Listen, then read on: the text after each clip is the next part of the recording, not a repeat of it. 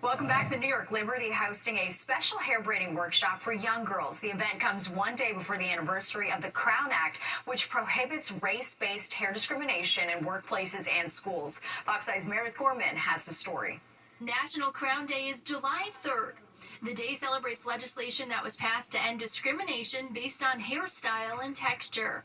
In the past, it has affected people in the workforce, in sports, and in everyday life. The day before Crown Day, the New York Liberty partnered with I Am Hair to host more than 30 Girl Scouts of Greater New York for a hair braiding and hair care workshop for the second year in a row. So now we're doing middle over the right. As someone who grew up in New York, I'm obviously a Black woman. Having these types of events could have changed my life at that age.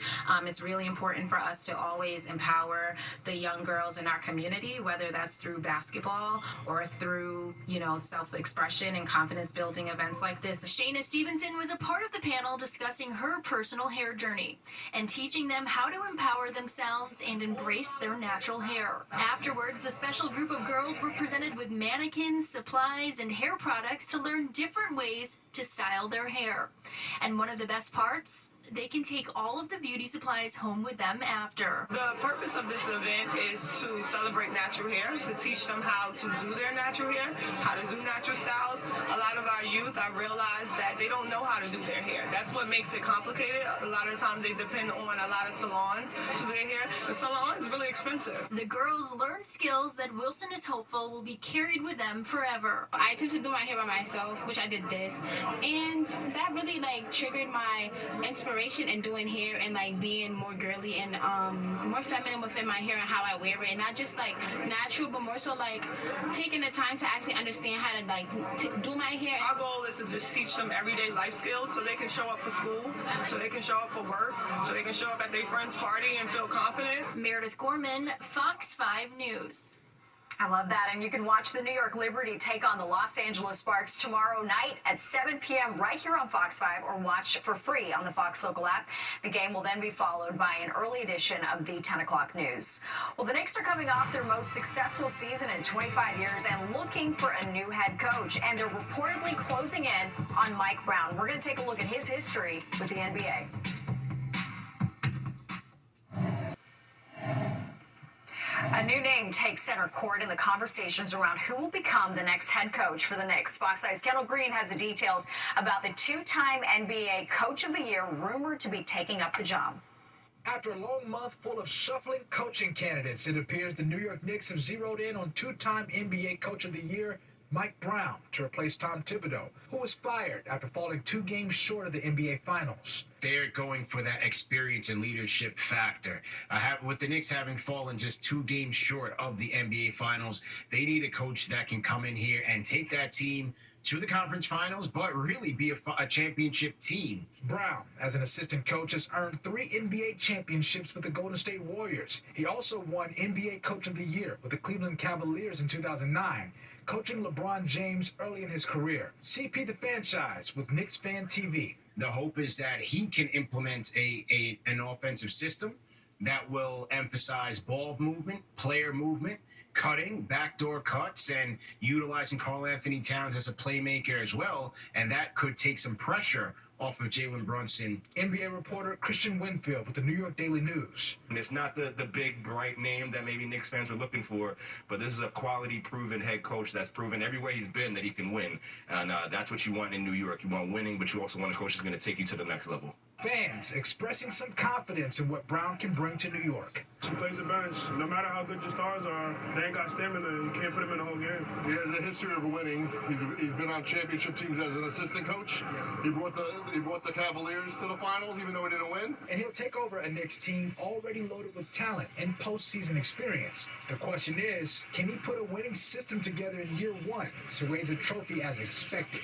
You're talking about a guy who spent an extended period of time on the Golden State Warriors bench, right? You're talking about Steve Kerr, who's coaching Stephen Curry, Kevin Durant, Klay Thompson, Draymond Green, goes to 3 championships in 6 years. Now the pressure's on, and all the eyes on the New York Knicks to see if they officially go with Mike Brown. This latest here at MSG, Kendall Green, Fox 5 News. Yeah, all eyes on that big decision. Let's get a check of the forecast now with Nick. All eyes on the forecast, especially the holiday forecast coming up. The pressure is on, and I will deliver despite any pressure here. It's going to be a good holiday weekend forecast, Natasha. That's the good news. Tonight's still a touch humid out there, but pretty quiet. See just a few scattered clouds over lower Manhattan there. That's about it. 83.71 today, very close to the average, really. The records were quite some time ago. Record high 100, record low at 56, sunrise 5:29, setting at 8:31. Again, our daylight time now will start decreasing as we move through July. 70, a few clouds, or 76, I should say.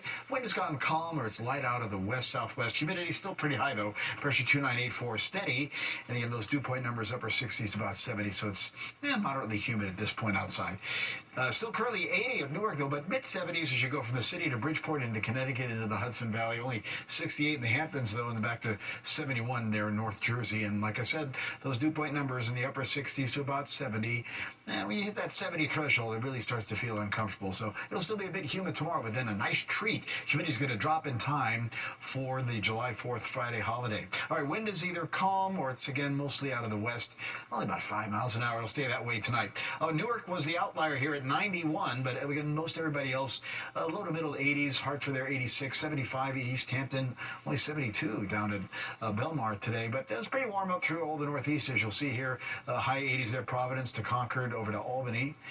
Philadelphia, Washington, D.C. sharing 86, and then it was more mid-80s. Central Pennsylvania going westward towards Cleveland, Detroit, and Chicago, though, topped off at 91. And then we had 90s from Nashville down into Georgia and the Carolinas.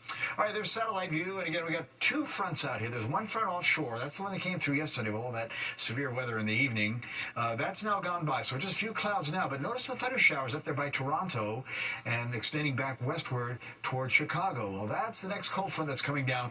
That could trigger a couple of thunderstorms here later tomorrow afternoon into the evening time frame. Some of those could be a little severe, so we're going to keep an eye out on that. But after that passes, we're going to be pretty quiet. Just scattered showers off across the western states. But for us, you'll see the forecast looks pretty good for the holiday weekend. All right, overnight, few clouds with a little patchy fog.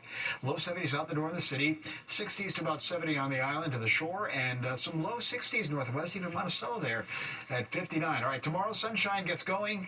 And we get up to about 90 or so for Newark, a little above. High 80s for the city.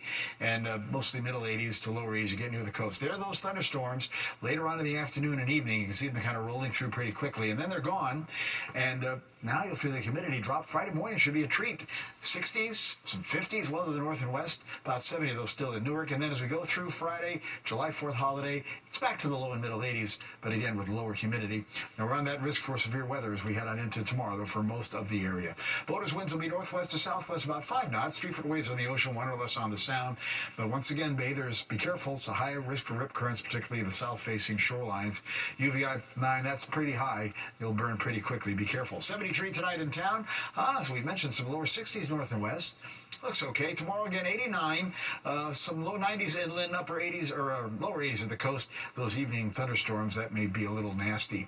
All right, here's the 4th of July. Less humid. 86 will be the high. Enjoy. 87 on Saturday. Looks good.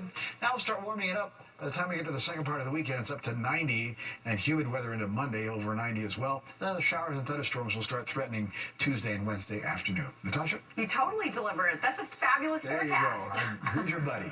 All right, Nick, thanks so much. And celebrating Independence Day with a classic American treat, we're going to take you out to Long Island for a taste of fresh fruit pies. This 4th of July weekend will be crowded on the roads and in the air. AAA is expecting more than 72 million people to travel from Saturday, June 28th to Sunday, July 6th. That's 1.7 million more people than last year. With gas prices at their lowest since 2021, almost 62 million people are expected to travel by car. And if you are flying, be sure to get to the airport early. AAA expects a record of almost 6 million travelers to take to the air. That's up 1.4% from last year. And security for the Macy's 4th of July fireworks on Friday are going to be extremely tight. NYPD Commissioner Jessica Tisch saying that police are operating in a heightened threat environment because of tensions overseas and across the country. She also says that there are no credible threats at this time, but they aren't taking any chances. Our deployment plan includes a robust counterterrorism overlay, including explosive detection canines, heavy weapons teams, harbor units conducting security inspections of the piers and any vessels in the harbor, and plainclothes officers who will be looking for anomalous activity. Tish also says the NYPD's drone detection team will be monitoring the sky during the event for any potentially dangerous drones. Well, pie is usually served during the holidays like Thanksgiving and Christmas, but what about the summertime? Fox Eye's Jody Goldberg has the dish on the sweet treat. Summer means farm stands and fresh fruit out here on Long Island. It also means pies. What's your favorite pie? Banana cream pie, apple pie, Strawberry rhubarb, pumpkin pie, apple crumb, pecan pie. And here at Jericho's Cider Mill, they've become a seasonal staple. People are having barbecues in the backyard, and they obviously need dessert. Their top summer sellers, blueberry and cherry pies made with local fruit from the South Fork. You eyeball everything? And today I traded in my microphone for an apron. You're gonna take a handful, you're gonna put it in your pie. And with some apples, brown sugar, and supervision, Sure, the apples are covered. this pie was ready for the oven. We've been doing the same recipe for almost 100 and something years now. So brown sugar and cinnamon goes a long way. We'll always have the traditional pies, but bakers these days are pushing the game past the classics. We're talking pies like chocolate cherry crumble and blueberry lemon crumb. People love fruit pies. You know, peach raspberry, peach crumb. Over at White Post Farms in Melville, flaky crusts and fresh fillings are made from scratch. This is the Americana cream pie, a 4th of July favorite. You have a cream cheese style cream at the bottom, and then we top it with a raspberry and a blueberry jam that we make in-house, and then we put a light cream on top, and it's made inside of our homemade pastry crust. So the chocolate cherry. Their cherry crumb is also a fan fave, but they say anything with Irish butter goes fast. We use Ida red apples, all from New York State. The crumb itself and the crust, it's just, with vanilla ice cream, I would say that's number one. From creamy to crumbly, they're in the kitchen keeping it fresh and full of flavor. On Long Island, Jody Goldberg, Fox 5 News. Looks so good. And there's more of the 10 o'clock news straight ahead, including a look at a surprise visitor for some beachgoers in Brazil.